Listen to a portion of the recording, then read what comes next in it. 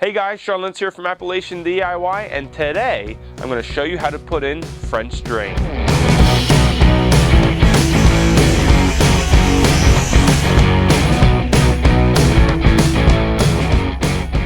Okay, the first thing that we need to do is excavate a ditch for our French drain. Now there's two ways we can do this. The first being the old-fashioned way with a pick and a shovel. And this is a great option if we're only going maybe 1 to 2 feet down. Anything more than that, and we need a mechanized piece, like this backhoe sitting behind me that a buddy graciously let me use. If you don't have access to something like that, you could rent it. You can even get like something like a mini excavator.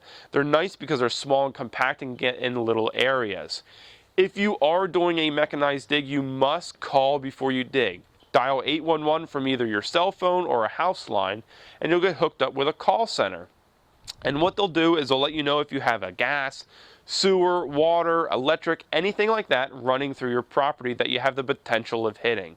Now this is a whole different thing that you need to do, so I'm going to dedicate a video just to that system. We already did that for my property, so we started digging a while, so come on over and I'll show you what I got started. Now we started from our outlet end and started digging in towards where we're going to have the start of the French drain. The reason is I got down my grade of how deep I wanted the outlet to be, and then basically you just make everything level all the way up to the starting point. You don't have to worry about slope or anything like that. You're just getting a rough trench in right now. You don't need to be perfect, it just needs to be level, and we'll get slope and everything later on. So start from your outlet end. We got to the corner of the house here. We need to dig across the front, so we're going to finish up with that.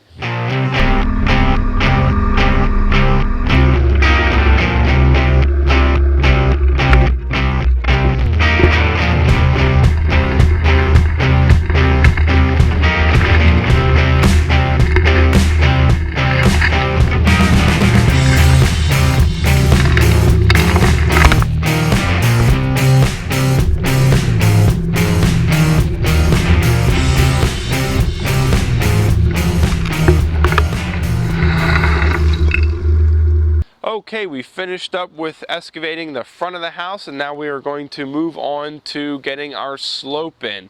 This is the most important part of our project, so make sure you get it right. There's two ways to do this. The first is using a laser level. They're relatively cheap to rent, and they are simple to use, and they're very nice. You can even calculate the slope that you want into the laser level. The second way, which is what we're going to be using, is a line level. You take two stakes and you run a line in between it and put a line level on it and make sure it's perfectly flat. And then you can decide what kind of slope you want. There's two different types of slope that are commonly used, 1/8 of an inch or 1/4 inch of fall per foot. So what you do to find your fall is we're going to start from the corner of our house and work towards the starting point. So this is our outlet. So right here we're going to say this is 0 inches. When we get to here, our 4-foot mark, we need to elevate it, our grade, by 1 inch. So if we have our line right here, we measure down to the dirt. If we have 12 inches here, when we go from 0 to 1 inch, we need to lose an inch. We need to be at 11 inches. So when we go from our 4-foot mark to our 8-foot mark, we need to have lost 2 inches. We need to be sitting now at 10 inches between our line and our dirt. We need to do that the whole way. That will give you grade. So make sure your line is perfectly level, and then start coming up. Mark out on your ditch or your dirt or your foundation or whatever every 4 feet, and then if you are doing an 1/8 of an inch, from here to here would be a 1/2 inch. From 8 feet will be a full inch. So it's a little bit less of a taper. So like I said, if you have a shallow ditch, if you only have something that's 2 foot deep and you have a long section to go, use 1/8 of an inch. But if you can, I like to use 1/4 inch pitch. It'll get the water flowing a little bit quicker. So we're going to go ahead and run our grade. After you string up your plumber's line, make sure there are no obstacles obstructing the line. Piles of dirt, roots, and other debris can make deflections in the line, throwing off how level it actually is. Make sure you clear these before measuring grade.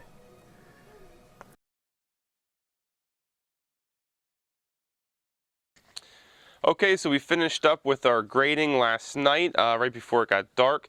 So now we're going to move on to placing the pipe. Now, before we do that, a lot of guys are going to tell you it's okay to put your pipe right on top of the dirt and then stone on top of it. I think that's a bad idea. What we're going to do is we're going to put down a 3-inch bed of stone. If you were to put the pipe right on top of the dirt, over time the pipe may settle into the dirt a little bit, and that dirt is going to clog up the perforations in the pipe, and it's not going to take on as much water as you want to. If we put it on top of that 3-inch bed of stone, over time it's going to have to work through 3 inches of stone and then on top of the pipe yet. And I don't think that's going to happen. So we're going to put down the 3-inch bed of stone, put our pipe on top of that, and then put stone on top of that. We want to do anything in our power to keep dirt out of this pipe to keep it flowing correctly. When we placed our 3-inch bed of stone, we used a line level to make sure we stayed on grade and maintained our slope. Then we started to lay the perforated pipe. All the end does is get a simple cap, and that fits right in on the end here. I quickly wanted to describe what we're doing with these barricades. Pretty much it's saving us a lot of money. Probably about 3 times the amount of stone would have been needed to fill the entire ditch. Instead, we're only filling a small portion of the ditch. This barricade keeps the stone contained over here as we backfill. So it's a straight stone wall and a straight channel of stone. All it is some 2x4s with some plywood or OSB that I got off the call rack. Doesn't need anything fancy. And we lined our entire ditch with these. I only used 3. Once we got our fill up to the first one, we pulled that and then leapfrogged over here and then just kept going. It worked out really well. Some of them were pretty hard to pull out, so we had to beef them up a little bit, but it saved a lot of money in the long run. A little bit extra hassle, but it was really nice when we set our felt. We ran our soil barricade down the face of our barricade and gave us a little extra. That way we could overlap it on the top of the stone. It protects the side about 2 feet down and about a foot over the top. And it works really nice. One thing to note on the felt, we got the non-woven kind. It's very durable. It's more like a actual felt. It's pretty fuzzy. The woven stuff is more like a plastic, and I don't think it would have held up as much. We've been walking on this all week and throwing dirt and stone on it and held up pretty good. Very minimal tearing, so I would definitely recommend that felt. And if you have a big ditch, I would definitely recommend the barricades because it's going to save you a lot of money. We're going to keep backfilling this and get it finished up. The very last thing we need to do is get the water away from our French drain. We terminated our 4-inch perforated pipe right here, and we've attached it to a 4-inch sewer drain. It's a solid pipe, and that's going to help get the water the rest of the way out. Now you may have noticed that I plumbed in a downspout to this, and the only reason I did that is because this is the end of our system. Don't plumb anything like this further back in the system, because remember, we're trying to evacuate water away from our foundation, not add to it. I only did this because this is the end, and it's hardlined the rest of the way, so it won't affect our system in any way.